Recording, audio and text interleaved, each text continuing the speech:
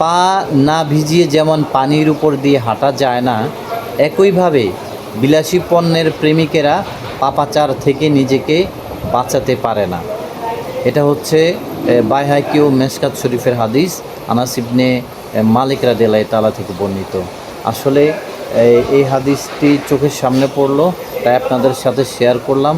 আর ফেসবুকটা খুললেই দেখলাম যে শশা আপু, এ আপু, সেই আপু অমুক আইফোন কিনতে গেছে কক্সবাজারে, তমুকে কক্সবাজারে আইফোন কিনতে গেছে, অথচ নিজেদের এমন কোনো বাবার টাকা পয়সা নাই যে কিনে দিবে।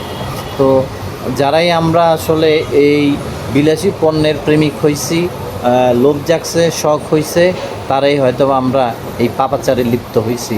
আল্লাহ আমি সহ সকলের জীবন থেকে মানে এই অতিরিক্ত লোভগুলা, অতিরিক্ত না, সম্পূর্ণ লোভগুলোই কেটে ছিঁড়ে ফেলে দিক।